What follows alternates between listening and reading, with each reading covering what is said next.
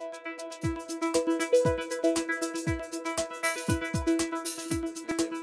Berhormat Menteri Keuangan untuk menyampaikan pengulungan beliau.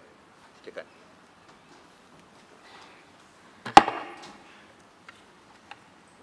Tuan Yang di-Pertua, saya ingin menzahirkan setinggi-tinggi ucapan penghargaan ke atas titah diraja semasa istiadat pembukaan mesyuarat pertama penggal kedua Parlimen ke-14 pada 18 Mei 20 yang lalu.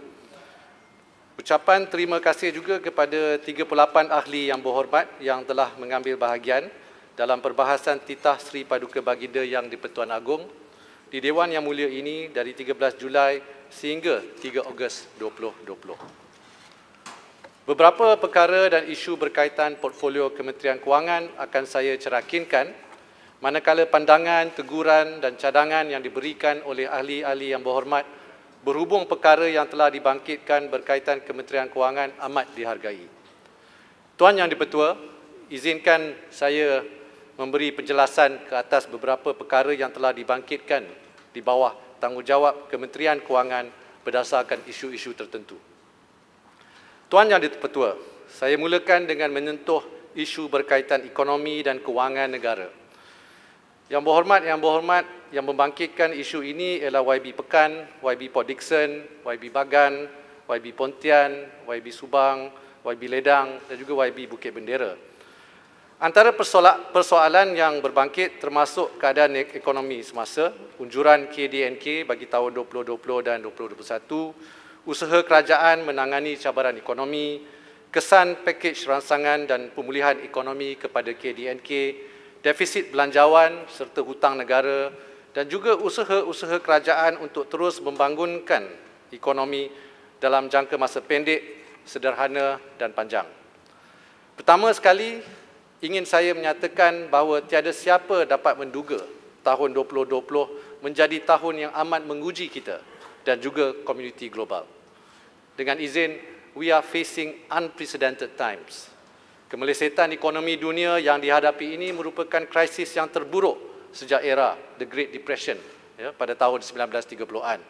Dengan lebih 150 negara di seluruh dunia dijangka merekodkan pengucupan ekonomi pada tahun 2020. Menurut World Bank dan IMF, unjuran KDNK global adalah antara negatif 2.4% ke negatif 5.2%. Prospek pertumbuhan ekonomi Malaysia juga kurang memberangsangkan. Menurut Bank Negara Malaysia, unjuran pertumbuhan KDNK tahun 2020 adalah negatif 2% hingga 0.5%. Manakala menurut World Bank, IMF dan S&P pula, unjuran KDNK Malaysia adalah antara negatif 2 hingga negatif 3.8%. Walau bagaimanapun, kegiatan ekonomi negara dijangka meningkat secara beransur-ansur mulai suku ketiga tahun 2020. Ini adalah berikutan pembukaan semula sektor-sektor ekonomi serta langkah proaktif yang diambil kerajaan dalam melaksanakan pakej rangsangan ekonomi prihatin rakyat, prihatin PKS tambahan dan pelan jana semula ekonomi negara penjana. Keseluruhannya, pakej tersebut berjumlah RM295 bilion. Ini adalah hampir 17% daripada KDNK negara dan merupakan antara yang tertinggi di Asia Tenggara. Daripada jumlah ini, RM45 bilion merupakan suntikan fiskal langsung. Pakej prihatin dan penjana dijangka menyumbang lebih 3% kepada pertumbuhan KDNK pada tahun 2020. Ini bermaksud pelan-pelan tersebut memberikan kekuatan dan daya tahan kepada ekonomi negara. InsyaAllah, hasil usaha ini akan melihatkan pemulihan ekonomi pada tahun 2021. Agensi antarabangsa telah mengunjurkan KDNK Malaysia pada tahun 2021 akan berada dalam sekitar 6.3% hingga 7.5%. Walau bagaimanapun, pencapaian sebenar akan bergantung kepada kejayaan berterusan Malaysia dan komuniti global dalam memerangi penularan COVID-19 bagi memastikan ekonomi mampu berkembang. Tuan Yang di-Pertua, berkenaan isu keberdayaan ekonomi negara untuk mengharungi pandemik COVID-19. ingin saya menekankan bahawa ekosistem kewangan negara amat berdaya tahan. Pertama, institusi perbankan mempunyai kemampanan modal ataupun dengan izin capital buffers sebanyak RM121 bilion, iaitu 3 kali ganda berbanding ketika krisis kewangan global 2009. Kedua, kita masih mempunyai ruang fiskal. Selepas pelaksanaan pakej prihatin dan bencana, defisit fiskal dijangka meningkat antara 5.8 hingga 6%. Ini masih kurang berbanding dengan kadar defisit fiskal 6.7% yang direkodkan ketika krisis kewangan global 2009. Dalam kata lain, ekonomi negara masih mempunyai ruang fiskal untuk mengharungi pandemik COVID-19. Kerajaan juga akan terus memperkemas dan melaksanakan pelbagai inisiatif untuk meningkatkan kualiti hidup rakyat, kemampanan perniagaan dan merangsang ekonomi melalui konsultasi bajet 2021 yang telah pun bermula dan bakal dibentangkan pada bulan November 2020 ini. Selain itu, rancangan Malaysia ke-12 yang dijadualkan untuk dibentangkan pada awal tahun hadapan akan terus memastikan ekonomi dapat disokong dan distruktur untuk menjamin kelestarian jangka panjang agar kekayaan negara dapat dikongsi bersama demi kesejahteraan. YB Menteri, Tuan, boleh saya mencelah? silakan. Ya. Tadi YB Menteri menyebut bahawa anggaran IMF ekonomi kita menguncup negatif 2% hingga 3.8%, tetapi jangkaan kita pada tahun 2021 akan meningkat 6.3 ke 7%. Ia kelihatan seperti ekonomi kita boleh pulih dengan apa yang dipanggil sebagai istilah V-curve. Tapi pada ketika yang sama, YB Menteri juga menyebut bahawa ia akan berada dalam keadaan beransur-ansur pemulihannya. Adakah YB Menteri bercadang untuk mewujudkan satu lagi pakej rangsangan seperti penjana dan prihatin, misalnya penjana 2.0 ataupun prihatin 3.0? Terima kasih. Terima kasih Yang Berhormat Puan Tian. Buat masa ini, kerajaan tengah memantau keadaan semasa. Belum ada lagi rancangan untuk melancarkan program baru. Tetapi buat pada masa ini, program prihatin dan juga bencana sedang berjalan. Banyak inisiatif yang telah diumumkan, sebanyak 80 inisiatif. InsyaAllah kita akan memantau keadaan semasa dan jika perlu, kerajaan akan bersedia untuk memberi pertolongan kepada rakyat dan juga perniagaan. Terima kasih. Yang Tuan Yang Betul, saya sambung. Ya. Berkenaan isu kadar defisit negara dan kedudukan hutang negara. Pada tahun 2018, defisit keseluruhan Kerajaan Persekutuan mencatat RM53.4 bilion atau 3.7% KDNK. Defisit fiskal menurun kepada 3.4% KDNK pada tahun 2019. Bagi tahun 2020, anggaran asal defisit fiskal adalah pada 3.2% KDNK. Walau bagaimanapun, setelah mengambil kira krisis COVID-19 dan suntikan fiskal yang dibiayai sepenuhnya melalui pinjaman domestik bagi pakej rangsangan ekonomi, defisit fiskal dijangka meningkat sehingga 5.8% hingga 6% daripada KDNK, seperti yang telah saya sebut tadi. Apa yang ingin saya tekankan adalah bahawa kerajaan komited untuk mengurangkan defisit fiskal ke bawah paras 4% dalam jangka masa sederhana. Bagi mencapai matlamat ini, kerajaan akan menumpukan fokus dalam memelihara disiplin fiskal. Untuk makluman ahli-ahli yang berhormat, semua langkah yang telah diumumkan dalam pakej prihatin dan bencana adalah bersifat one-off, terikat masa dan bersasar. Justru, ia tidak akan terus memberi kesan berpanjangan kepada kewangan Kerajaan Persekutuan. Pendekatan ini juga akan membolehkan kerajaan melaksanakan langkah konsolidasi fiskal dalam jangka masa sederhana bagi mewujudkan ruang fiskal untuk menghadapi krisis luar jangka pada masa hadapan. Tuan Yang Dipertua, berkenaan cadangan supaya kerajaan mengemukakan usul bagi menaikkan had statutory hutang negara kepada 65%. Ini disoal oleh YB Pekan. Berdasarkan perintah pinjaman tempatan dan pendanaan kerajaan had statutory wang yang diterima, nisbah jumlah hutang terkumpul berdasarkan had statutory 55% daripada KDNK yang ditetapkan ini merangkumi MGS, MGII dan Bil Perbendaraan Islami. Berdasarkan had statutari, nisbah hutang terkumpul kepada KDNK pada akhir Jun 2020 adalah 53.2%. Masih di bawah had 55% KDNK yang ditetapkan.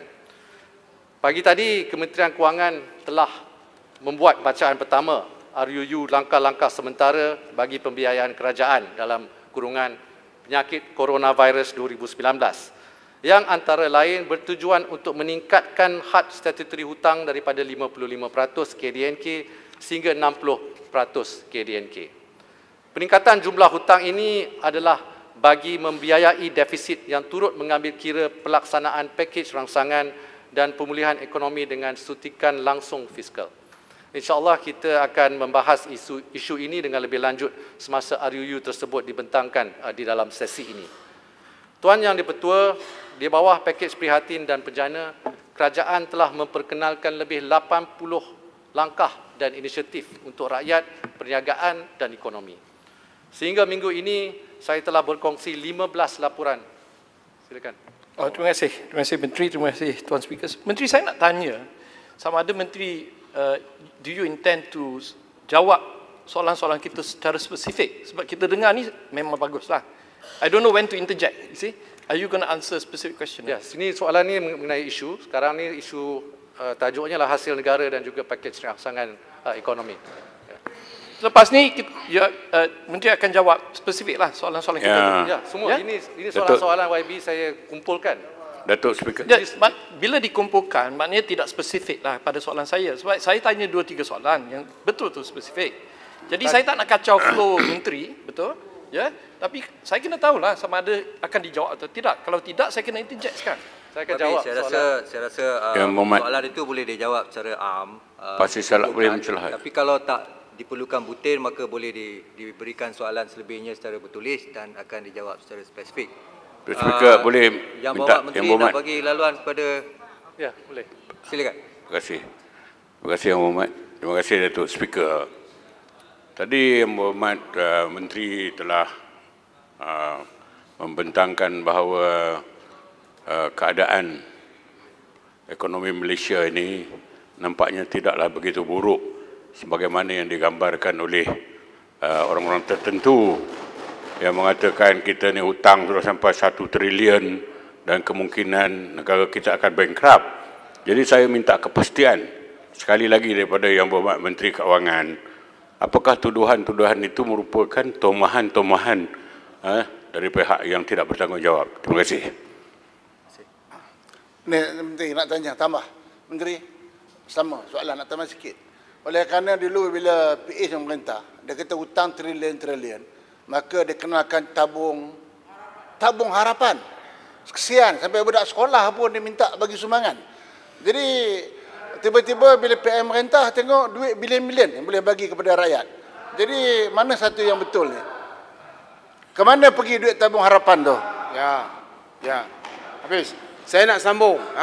Sebab saya betul-betul teruja kepada Menteri Kewangan. Ini pun kali yang pertama untuk jawapan yang diberikan di Parlimen.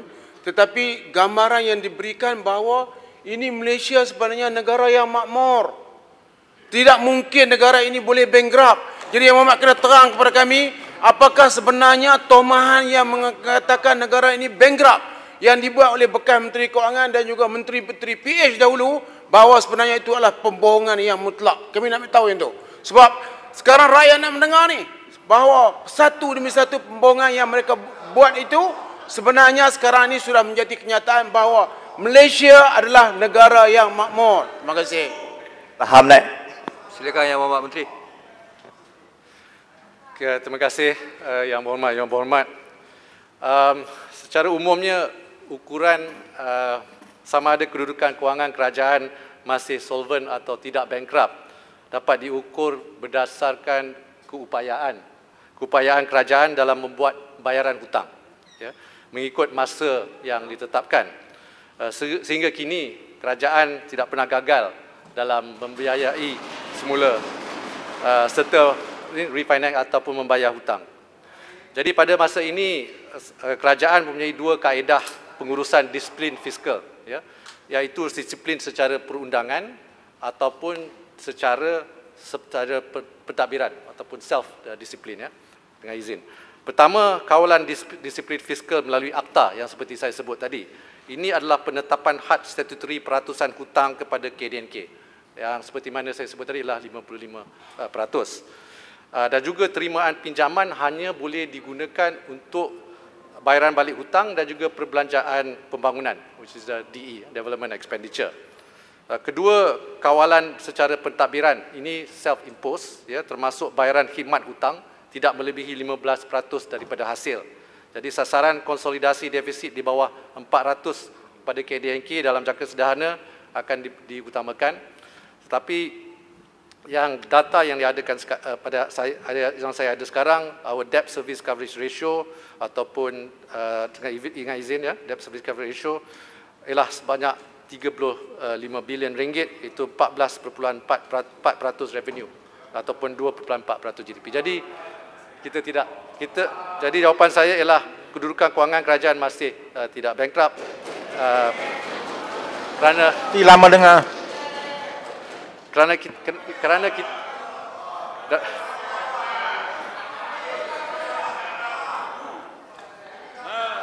Damansara, sudahlah, cukup-cukuplah. Sudah lama sudah cukuplah. Silakan Damansara. Terima kasih Yang Berhormat Menteri, terima kasih Ketua. Soalan yang mungkin perlu dijawab mengikut fakta ialah bila kita mengambil kira hutang negara sebagai 1 trilion, ianya termasuk hutang secara langsung, hutang jaminan yang perlu dibayar oleh kerajaan dan juga hutang melalui projek-projek PPP yang dijalankan oleh Kerajaan Barisan Nasional dulu. So soalan saya senang, soalan saya adakah Kami tahulah, tak payah buka, ajar budak sekolah lah. Yang Hormat. Yang Hormat. Pula tak boleh tipu banyak kali. Satu kali dua kali cakap kita tak kacau. Duduklah harap. Yang Hormat, dipersilakan Yang Hormat habiskan soalan dahulu. Datuk Speaker dah banyak kali kena dah kita orang ni. Cukup-cukup lah. Duduklah baling, pengacau je. Itu hak dia. Tolong. Dah petang ni. Terima kasih Ketua. So, soalan saya senang, adakah hutang-hutang yang saya sebut tadi jumlahnya lebih kurang 1 trilion ringgit? Dan nombor 2, tadi ada hujah bahawa sekarang kerajaan PN banyak duit untuk belanja walaupun dulu kita kata kerajaan nak bankrupt. Saya nak tanya sama ada perbelanjaan yang besar yang dibuat sekarang yang akan dibentangkan dalam akta COVID nanti, adakah ianya berdasarkan pinjaman tambahan yang akan dibuat oleh kerajaan PN? Datangnya daripada pinjaman dan bukan daripada sebarang penjimatan ataupun savings ataupun dana yang sedia ada dalam kerajaan. Bukan pinjaman samurai dah, itu confirm. Bukan GST yang 9 bilion tu sekali. Menteri, Saya rasa biar Menteri Kewangan nak bagi laluan lagi satu. Biar saya jawab. Dijawab dulu. jawab betul. Jawab. Yang ni ada kena-mena sikit ni Menteri, pasal hutang ni. Ada kena-mena pasal hutang ni. Biar saya jawab Yang Jawab Berhormat betul. Damansara dulu. Ya. Okey, terima kasih Yang Berhormat Damansara. Mengenai isu bankrupt tak bankrupt ni saya dah jawab tadi sebenarnya. Ini sama ada sebuah kerajaan itu bankrupt atau tidak, itu bukannya soalan yang patut difikirkanlah. Yang sebenarnya dari segi hutang yang dimaklumkan oleh Yang Berhormat Damansara, sekarang ini pada masa sekarang hutang keseluruhan negara ialah dalam lingkungan 854 bilion ringgit, ya. Hutang langsung, hutang yang lain. Tetapi kalau kita secara keseluruhannya tangguhkan liability kerajaan, kalau dimasukkan off budget, Kerajaan Perikatan Nasional tidak ada buat off budget, ialah lebih kurang 1.2 trilion. Tetapi ini tidak bermaksud negara Masih Menteri. tidak masuk negara kita bankrupt, ya, kerana bankrupt itu dapat diukur berdasarkan keupayaan kerajaan dalam membuat bayaran hutang. mengikut masa yang ditetapkan. Menteri, Yang Berhormat. boleh? Terima kasih Speaker. Ini Yang Berhormat Menteri. Ini ialah semasa mereka memerintah tu belum sampai 1 trilion lagi. Sekarang ni baru sampai Arau nak ajar 1.2 menteri trilion. je macam mana Dia nak buat kerja. berhutang 140 Di mana bilion. satu ni?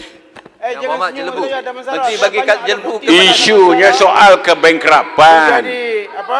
Are we bankrupt or not? Are we going to be bankrupt or not? We are not. That Menteri. is the issue.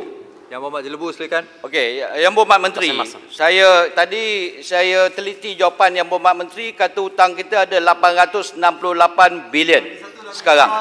Saya nak rujuk ni Yang Berhormat Menteri, kata Damansara tadi 1 trilion atau berapa trilion ni, itu sebenar atau tidak Menteri dah jawab. Yang ni saya nak kepastian daripada Yang Berhormat Menteri dalam teks perbahasan saya. Pada tahun 2018 Yang Berhormat Menteri, hutang baru 52 bilion, 2019 54.5 bilion, sampai tahun 2020 18 bilion, in total 124.5 bilion dalam tempoh 22 bulan, daripada 686 pergi 868 bilion hutang. Saya nak tanya pada pihak menteri, 124.5 bilion ini penggunaan wang kerajaan ke arah mana menteri? Saya tanya ini, pasal apa? Dia kata dia bayar hutang. Boleh tak pihak kerajaan jelaskan hutang apa yang dibayar daripada jumlah yang sebegini banyak? Itu satu Yang Berhormat Menteri. Kemudian yang kedua Yang Berhormat Menteri, saya nak tanya pendirian kerajaan tentang cadangan saya, kerana banyak sangat persoalan tentang penyalahgunaan, kalau betul penyalahgunaan ataupun salah guna kewangan negara ataupun pinjaman yang melangkaui akal fikiran manusia. Saya nak cadangkan kepada pihak kerajaan supaya kerajaan tubuhkan RCI bagi perbelanjaan bagi tempoh 22 bulan yang berkenaan. Saya minta penjelasan dan pendirian daripada pihak kerajaan. Terima kasih. Sikit aja YB Menteri. Kita cerita pasal hutang ni 854 bilion ke berapa. Berapa aset kerajaan yang kita ada? 1 trilion, 2 trilion, 3 trilion. Kenapa aset ini kita tidak pernah nyatakan kepada rakyat? Pada saya, aset negara kita cukup banyak. Sama ada aset alih, aset tidak alih, ya, aset bangunan, aset tanah, macam-macam aset kerajaan ada. Yang penting aset itu berapa, saya nak tanya. Adakah kita pernah kira atau sedang dikira? Terima kasih. Silakan. Terima kasih Yang Berhormat. Sikit je, Berhormat Menteri. Dia Damansara mengatakan bahawa 1 trilion. Kita kena asingkan hutang jaminan kerajaan, maknanya ada asset backing.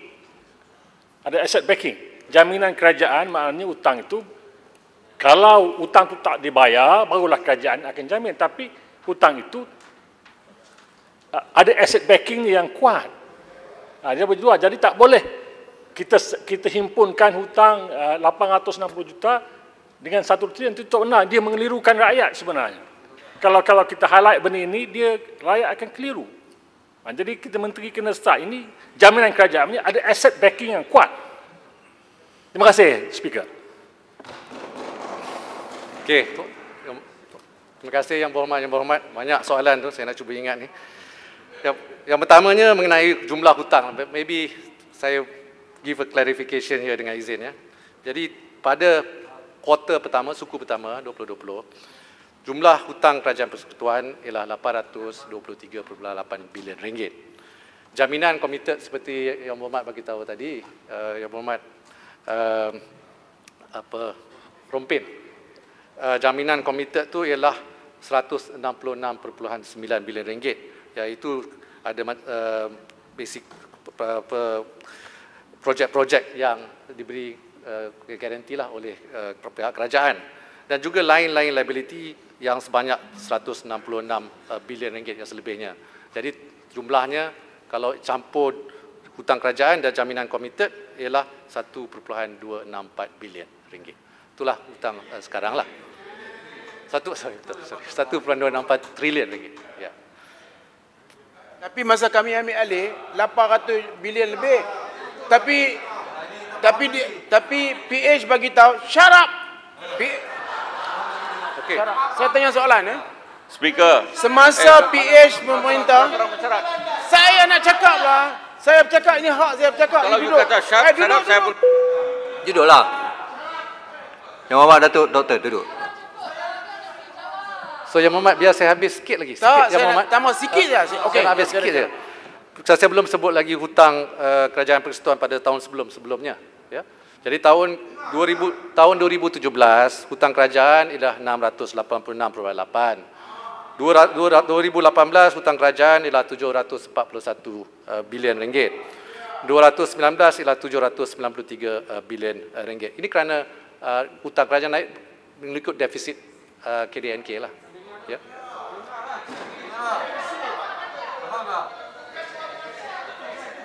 Okey, dari segi aset, seperti mana Yang Berhormat sedia maklum, kita sekarang menggunakan modified cash flow, ya, bukan accrual lagi. Jadi kita tidak ada information aset. Kita bukan semacam syarikat-syarikat lain.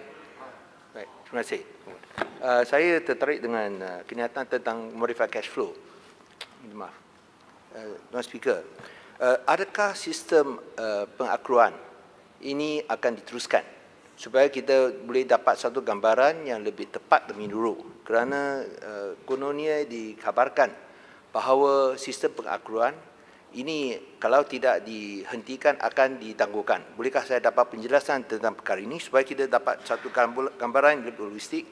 Dan berkaitan dengan apa yang Yang Berhormat sebut tadi tentang komitmen dan liability sebanyak 1.2 trilion. Kita nak tahu apakah kedudukan sekarang, kerana kalau kita lihat dari segi pendapatan daripada LHDN, perolehan telah jatuh lebih 30%. Adakah ini benar? Dan sejauh manakah ini akan memberi kesan ke atas current account deficit? Saya sebut tentang dari segi kewangan. Dan juga yang akhirnya, adakah ada kemungkinan Malaysia menghadapi twin deficit dengan izin? Sekali terima kasih. Okey, saya jawab twin deficit dulu. Kerajaan sekarang ni telah mengumumkan defisit akan jangka naik di antara 5.8% hingga 6%. Ini disebabkan suntikan fiskal yang diperlukan untuk merangsangkan ekonomi kita, ya, pakej prihatin dan penjana. Ini sebanyak 45 bilion ringgit. Oleh itu, hutang kita akan naik sebanyak 45 bilion ringgit dan defisit kita pun akan naik. Sama ada kita ada twin account deficit ini, jawapannya tidak, kerana current account kita masih lagi dalam kawasan positif, ya. Dan kita dalam masa depan juga ada akta, ya, we have an act yang tidak membenarkan kita meminjam untuk finance our operating expenditure. So we will not be dengan izin in current account deficit position. Dari segi hasil, ya, dari segi hasil memang oleh kerana penularan wabak COVID-19, hasil kerajaan memang terkesan. Jadi kita pada mulanya hasil cukai langsung dan cukai tidak langsung, jumlahnya ialah lebih kurang 244.5 bilion ringgit dalam bajet mantan menteri sendirilah, ya, 245. Tetapi oleh kerana penularan wabak COVID-19 ini mungkin turun. Saya tidak ada nombor yang latest number lagi, tapi dalam lingkaran within the range of 20 hingga 30% lah. Terima kasih. Accrual dan modified cash flow ini masih lagi dikaji, tetapi sistem memang dua-dua boleh. Kita tidak, memang rancangannya tidak ditangguh lah, sebab masa ini tak tangguh. Teruskan. Okey. Okey. Saya tanya tabung harapan tadi tak jawab lagi. Tabung harapan yang menunjukkan kerajaan tabung harapan telah digunakan untuk membayar hutang 1MDB. Terima kasih Menteri, terima kasih. Terima kasih. Dengar tu betul-betul. Berapa banyak tu? Tabung harapan ni 2 bilion ke 200 juta je. Memusingkan saya. Yang Mak beritahu. Bukan duit pasal salah lah. Berapa banyak digunakan untuk bayar hutang? Kalau betul. Sebab apa? Ini yang dimomokkan kepada rakyat. Dia lutong apa ada? Pembohongan. Berapa banyak yang digunakan untuk bayar hutang? Yang Mak, supaya rakyat dengar. Bukan duit arau lah. Menteri, soalan. Boleh tak? Ya? Biar saya jawab. Jawab dulu. Terima kasih Yang Berhormat Arau. Jadi kalau lihat dari segi hutang kerajaan, jadi pada tahun 2018 mengikut data yang saya ada di sini, Dan 2019 hutang kerajaan ialah lebih kurang 793 bilion 2019 dan 741 bilion 2018. Hasil kerajaan buat pada masa itu ialah lebih kurang 244.5 bilion ringgit pada tahun 2019 dan 232.9 bilion ringgit buat di tahun 2018. Perbelanjaan operasi ialah lebih kurang 263 bilion ringgit pada 2019 dan 231 bilion ringgit untuk 2018. Jadi penggunaan hutang itu dibayar untuk perbelanjaan operasi. Terima kasih. Terima kasih Menteri, terima kasih Speaker. Sebab Menteri tadi kata bahawa hasil kita mungkin kekurangan 20%, ya. 20 to 30%. 20 sampai ke 30%. Ini bermakna hasil kita akan jatuh sebanyak 50 bilion sampai ke 75 bilion, lebih kurang. Betul tak? Ya? Depends on terpulang kepada GDP kita lah hasil. Betul lah. Ya. Jadi kalau kita nak 45 bilion lebih kurang untuk COVID-19 ni, ya, dan hasil kita turun, tidakkah kita perlu membuat satu bond issuance yang besar sekali, ya, lebih kurang 100 bilion sampai ke 130 bilion lebih kurang. Pada perkiraan saya lah. Bolehkah Menteri memberi pencerahan tentang isu ini? Ya. Seperti yang saya sebut tadi, suntikan fiskal ialah 45 bilion ringgit ini akan di-finance, dibiayai melalui pinjaman tempat domestik 45 bilion ringgit. So, borrowing will be up by 45 bilion ringgit lah. Maknanya bolehkah beri pencerahan tentang isu domestic borrowing ini? Adakah kita buat short term borrowing daripada bank ataupun kita issue bond ataupun macam mana? Kalau bond tu bukan domestic, short term lah, ya. Itu akan melalui MJS lah. Menteri, Pasir Mas. So, Tuan Yang Pertua. Menteri, boleh dapat laluan. Pasir Mas. Ya. Mohd Menteri, saya tertarik bila Mohd Menteri menyebut bahawa duit daripada tabung pakatan, daripada tabung harapan negara itu dibayar kepada hutang oleh MDB. Saya merujuk kenyataan bekas Menteri Keuangan, Pak Mak Bagan, menyebut bahawa kalau dalam isu Goldman Sachs, kalau kerajaan tidak kopuh membawa tindakan sivil, kerajaan boleh dapat banyak lagi dana dan boleh bayar lagi banyak lagi hutang ini. Jadi boleh saya minta pandangan Pak Mak Menteri dalam isu ini? Terima kasih. Terima kasih Yang Berhormat. Ini mengenai isu pembayaran semula, ini isu settlement MDB dengan Goldman Sachs, ya. Ini saya sebenarnya ingin berterus terang kepada semua yang berhormat sini. Ini sebenarnya statement yang dibuat oleh mantan Peguam Negara, ya, Tan Sri Tommy Thomas.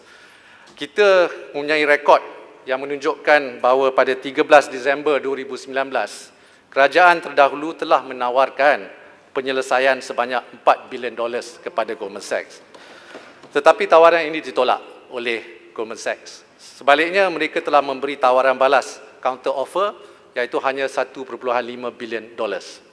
Yang terkini dan belum pernah dikongsi sebelum ini ialah surat bertarikh 11 Februari 2020. Tan Sri Tommy Thomas telah memaklumkan kepada mantan Perdana Menteri bahawa Goldman Sachs bersetuju menaikkan tawaran mereka kepada $1.75 bilion.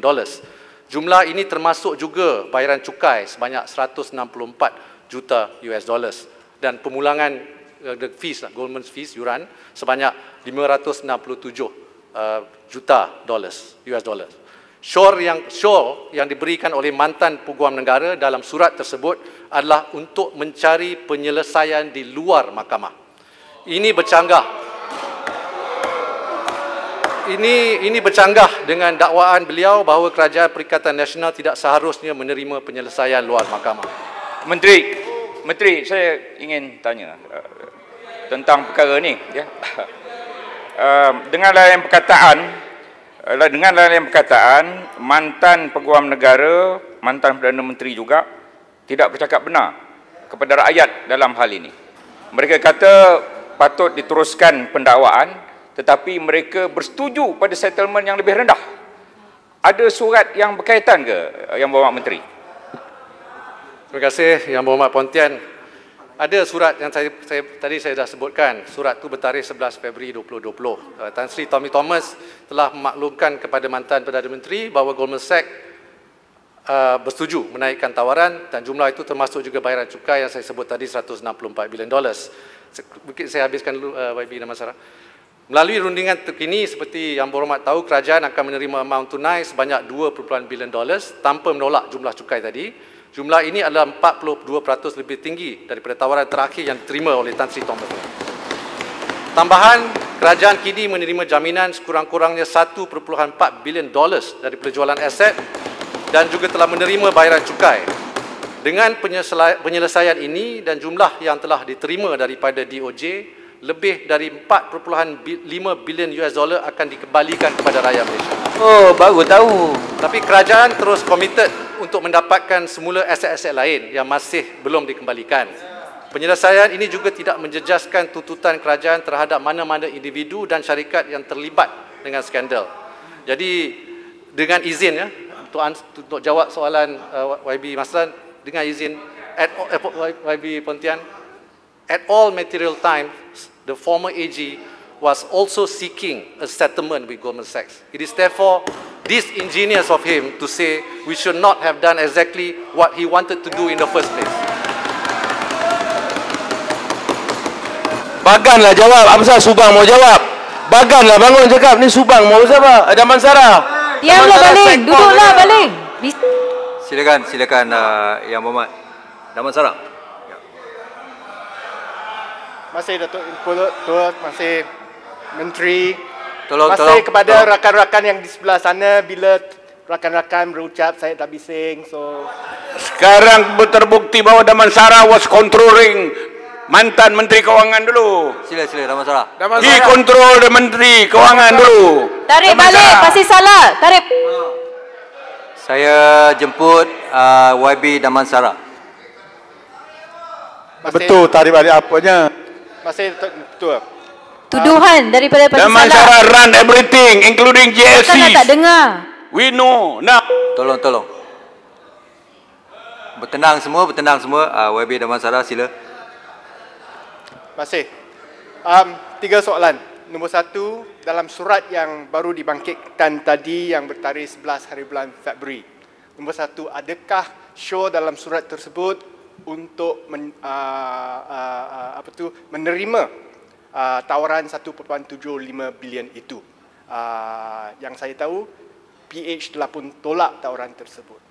Nombor 2, dalam kenyataan yang telah pun dibuat oleh bekas AG Tan Sri Tommy Thomas, beliau tidak menyebut bahawa kerajaan tidak patut membuat penyelesaian luar mahkamah. That's also disingenuous of you to say that he said no settlement outside of the courts. Dia sebut penyelesaian luar mahkamah, masa yang paling baik untuk berbuat begitu adalah selepas pihak government dibawa ke mahkamah dan pengarah-pengarah mereka kena masuk ke mahkamah untuk menghadapi tuduhan. That gives us the maximum leverage. I quote from his statement, the maximum leverage to obtain the highest compensation from Goldman Sachs. Nombor 3, dalam isu 1.4 bilion nilai aset yang akan dipulangkan kepada Malaysia yang dijamin, nilainya yang dijamin oleh pihak Goldman Sachs. Goldman Sachs telah pun membuat pengumuman di New York Stock Exchange bahawa 1.4 bilion ini mereka mempunyai keyakinan bahawa mereka setelah membuat segala penilaian dan pengiraan, mereka tidak akan mengeluarkan 1 sen pun untuk membiayai jaminan tersebut. Maksudnya 1.4 bilion ini aset yang akan dipulangkan ke Malaysia, memang kita akan terima pun walaupun tak ada jaminan daripada Goldman Sachs. Maksudnya kita tak ada tambahan 1.4 bilion daripada Goldman Sachs. So minta penjelasan daripada satu lagi soalan, minta maaf Menteri. Saya juga nak tanya 1.4 bilion ini, adakah ianya aset yang hanya berkait dengan bond 6.5 bilion yang telah pun diumumkan ataupun diterbitkan oleh Goldman Sachs, ataupun semua aset, tak kira sama ada dibeli dengan wang daripada 6.5 bilion ini atau wang 1MDB yang dijana daripada pinjaman yang lain. Sebab penjelasan yang telah pun dibuat oleh pihak kerajaan dengan pihak Goldman Sachs adalah bercanggah. Setahu saya pihak kerajaan kata hanya daripada dana 6.5 bilion bond tersebut akan masuk dalam jaminan ini. Tapi mengikut pengumuman Goldman Sachs, macam semua pulangan aset ke Malaysia, tak kira sama ada 6.5 bilion daripada 6.5 bilion bond ataupun pinjaman lain, akan termasuk dalam 1.4 bilion tersebut. Terima kasih. Terima kasih Yang Berhormat Damansara. Saya ingin mengingatkan YB Damansara, kerajaan terdahulu telah mendaftarkan, betul, mendaftarkan kes jenayah terhadap Goldman Sachs dan 17 orang pengarahnya, seperti yang disebut. Tetapi sehingga kini, tiada seorang pun pengarah tersebut dihadapkan ke mahkamah. Proses penyerahan pertuduhan tersebut masih belum terlaksana. Sekiranya pendakwaan dibuat di Malaysia, kesemua 17 pengarah perlu diekstradisi untuk dibicarakan di Malaysia. Proses ini tidak pernah pun dilaksanakan semasa beliau menjadi peguam negara. Ya, sekiranya proses ekstradisi ini dimulakan, ia tentunya akan ditentang oleh 17 pengarah tersebut. Dan tiada kepastian sama ada mereka berjaya diekstradasi ke Malaysia. Pada masa yang sama, denda kata syarikat mungkin tidak akan mencukupi untuk menanggung liability daripada bond yang akan matang pada tahun 22 dan 23. Soalan kedua, yang mengenai sama ada 1.4 bilion garanti yang diberi oleh Goldman Sachs. Jadi seperti mana Yang Berhormat Damansara tahu, aset yang dibekukan tidak semestinya akan diterima pada nilai yang sama. Betul tak? Perkara ini jelas ketika Malaysia berusaha mendapatkan semula boat equanimity. Dari harga pembelian $250 juta, Malaysia hanya memperolehi semula 125 juta $. Dan ini juga sebelum ditolak kos pemulihan dan penyelenggaraan. Begitu juga dengan kes Jet Bombardier. Jet Bombardier ini bernilai 35.37 juta $, yang dirampas di Singapura dan dijual oleh pihak berkuasa Singapura dengan hanya $137,615. Akhirnya Malaysia hanya menerima 136,500. So ringkasnya tiada kepastian kita akan dapat merealisasikan dan mendapatkan semula nilai penuh aset yang telah dibeku dan dirampas di seluruh dunia. Dalam penyelesaian ini, jumlah yang dipersetujui adalah jumlah yang sebenarnya akan diterima oleh Malaysia. Bukan hanya sekadar nilai yang diisytiharkan dari aset yang disita. Sorry. Timbalan Menteri, YB Menteri. Saya ingin bertanyakan Yang Berhormat Menteri, sama ada penyelesaian 2.5 bilion cash wang tunai dan 1.4 bilion ringgit dalam bentuk jaminan untuk aset-aset yang akan dikembalikan. Adakah ia mendapat kelulusan daripada jemaah menteri? Kerana adakah ini keputusan oleh 1-2 orang ataupun oleh jemaah menteri? Kerana bila sebut tentang cadangan oleh bekas peguam negara, saya kena sebut bahawa I'm not being briefed tentang utusan surat di antara peguam negara dan juga Perdana Menteri. Kerana akhirnya yang penting ialah apabila satu penyelesaian yang begitu penting ini, ia harus diluluskan oleh pihak kabinet.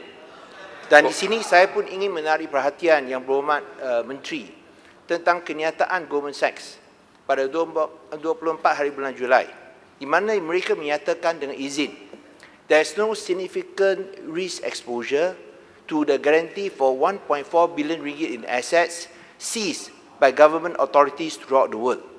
Dengan kata lain, Datuk Yang Dipertua, bahawa Goldman Sachs dari segi komitmennya ialah sekadar pembayaran wang tunai 2.5 bilion $. Sedangkan 1.4 bilion yang disebut tadi adalah aset yang telah pun dirampas. Dan dalam kacamata ataupun dalam pandangan Goldman Sachs sendiri, ia tidak menimbulkan tanggungan risiko yang tinggi untuk memerlukan mereka membuat komitmen yang lebih besar. So dengan ringkasnya, Goldman Sachs hanya perlu membayar 2.5 bilion $. Terima kasih.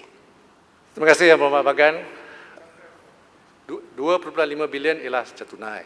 1.4 bilion ialah garanti, bank garanti. Dan seperti mana semua Yang Berhormat tahu, bank garanti itu macam tunai lah.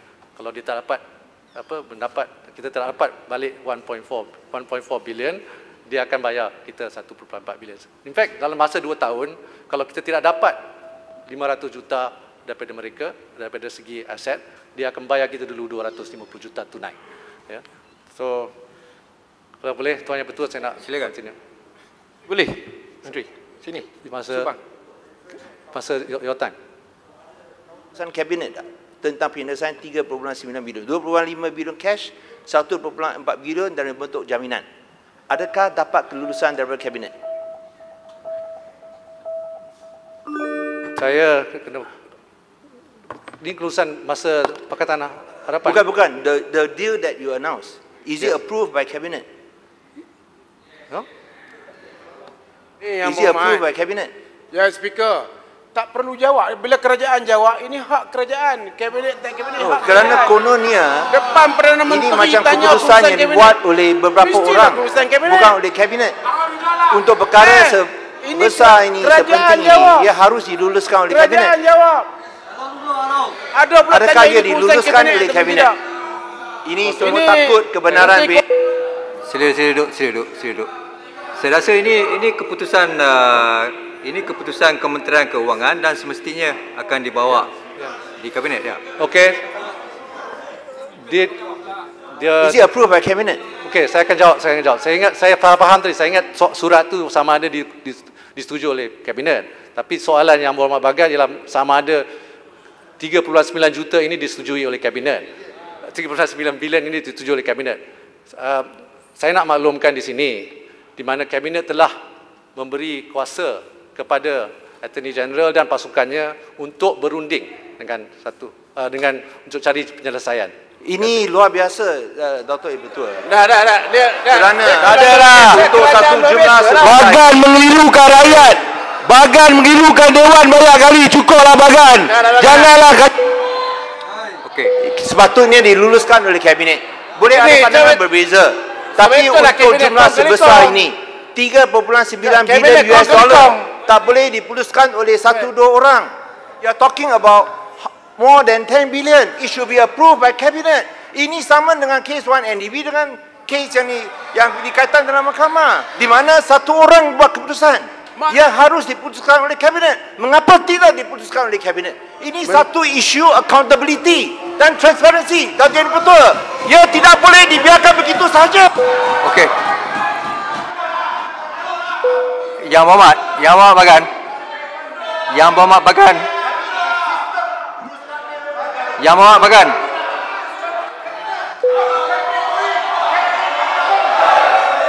Yang Berhormat Bagan. Yang Berhormat Bagan.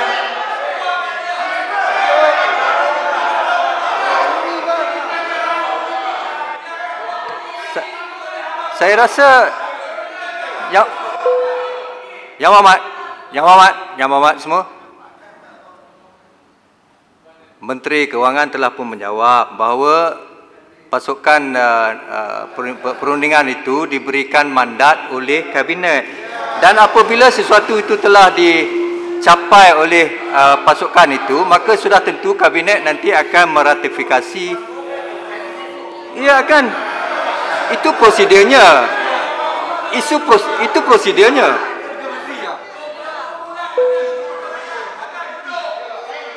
Yang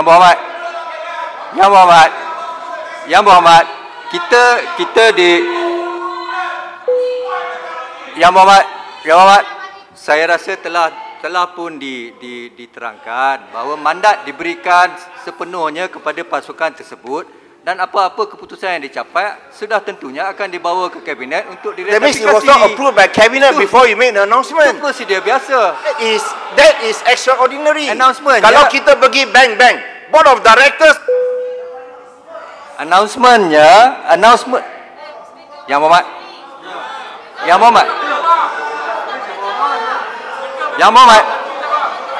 Saya tahu. Saya faham. Bagi Menteri jelaskan dulu Yang Berhormat Bagan. Bagi Menteri jelaskan. Okey. Saya rasa telah diterangkan. Sila teruskan ke hal yang lain. Tuan Yang Betul. Masa pun dah tamat sebenarnya. Tapi tolong ke perkara yang lain. Speaker. Okay, saya Menteri Keuangan terus Menteri, jawab. Menteri. Untuk kami dengar pembohongan yang telah dibuat. Tak payahlah yang tu, brother, duduklah. Tak. Speaker. Yang Hormat. Sila duduk. Tolong. Masa pun dah tamat. Saya rasa Menteri banyak lagi benda yang nak diperkatakan. Tolong teruskan. Saya Menteri. Boleh, Menteri. Menteri. Ini yang GST refund ni betul ke 19.4 bilion ni dirompak? Betul atau tidak? Saya nak jawapan daripada Menteri sama ada GST. Yang mana tu?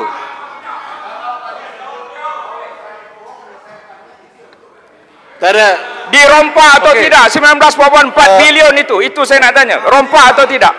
Sepatah je. So Yang Berhormat, Saya. Yang Berhormat. Peraturan yang mana tu? Yang mana? Pembohongan oleh saya. Let him tarik balik. Tak. Point of Tarik order. balik. Yang Berhormat semua. Kalau kelang kabut macam ni, saya tangguh saja mesyuarat. Okey, kita nak habiskan atau tak? Point of order number berapa? Menteri Kewangan bentang lagi, bagi buka semua senang. Tak boleh buat unparliamentary language. Itu ialah unparliamentary language. Pembohongan tak boleh disebut. Saya tadi tak sebut bohong. Saya cakap this is not in compliance with good governance and good administration. Kerana tak diputuskan oleh kabinet. Dia perlu cakap saya bohong. Minta arau tarik balik. Saya sebenarnya tadi yang kelang kabut tu saya pun tak dengar. Boleh saya cek handset dulu? Saya cek handset. Bagan kata dulu perompak. Lagi teruk daripada tu. Cek saja, speaker. Alright. Baik semua. Biar saya cek handset. Kemudian saya akan tangani perkara itu. Yang Berhormat Menteri nak teruskan atau nak beri Yang Berhormat Pontian jalan? Saya akan jawab soalan. Cek handset. Sikit aja. Menteri, saya ingin tanya 19.4 bilion GST refund itu dirompak atau tidak? Okey, boleh saya terima kasih Yang Berhormat. Mungkin biar saya jawab. Saya nak jawab. YB Bagan. Kalau tak betul tak payah tarik. Dari segi governance YB Bagan, saya faham apa yang dia bangkitkan oleh YB Bagan. Saya pun nak tanya juga keputusan zero rate GST ini. Keputusan zero rate GST ini tidak pernah pula pergi ke kabinet oleh mantan. Ada. Tengok siapa punya keputusan. Tahu keputusan. Ya. Wah, itu Menteri Kewangan boleh buat ke? Yang Berhormat Menteri Kewangan nak beri laluan lagi ke atau nak teruskan? Sebab dah habis masa. Banyak laluan dah. Dah habis masa. Tapi mungkin saya nak jawab soal. Tolong sambung. Saya nak jawab. Yang Berhormat Bagan laluan tidak diberi. Saya ingin menjawab Yang soalan Berhormat Bagan tadi.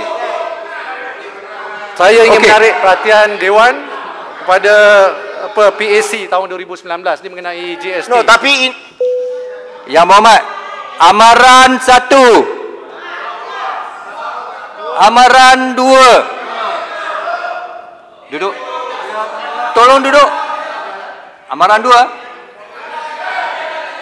Tolong duduk. Menteri tak bagi laluan. Saya ingin juga menarik perhatian kepada jawapan untuk YB. Menteri tak bagi laluan. Tolong. YB. Tolong.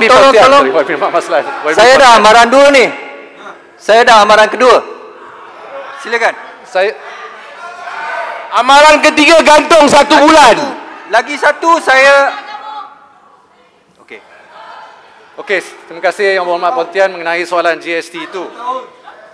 Ini saya ingin menarik perhatian Dewan kepada laporan Jawatan Kuasa Kira-kira Wang Negara PAC pada tahun lepas yang dibentangkan di Dewan Yang Mulia ini, di mana PAC pun telah menjalankan siasatan ke atas tuduhan yang dibuat tadi. Ini saya nak rumuskan antara lain bahawa tidak ada kehilangan hasil dalam kutipan hasil GST. Ini hasil lagi besar. Ini bagai bohong besar. Sila. Saya rasa masa pun dah tak ada. Kita berikan lantai percakapan kepada Menteri Kewangan. Okey, Tuan Yang Bertua. Menteri, dalam laporan PAC tersebut dia ada mengatakan bahawa pekan pecah amanah. Saya rasa Menteri tak bagi laluan. Juga ada dalam laporan PAC. Menteri tak bagi laluan. Wang tidak hilang tapi wang Kota diselewengkan. Tuan Yang Bertua. Menteri tak bagi laluan. Menteri tak jawab macam tu.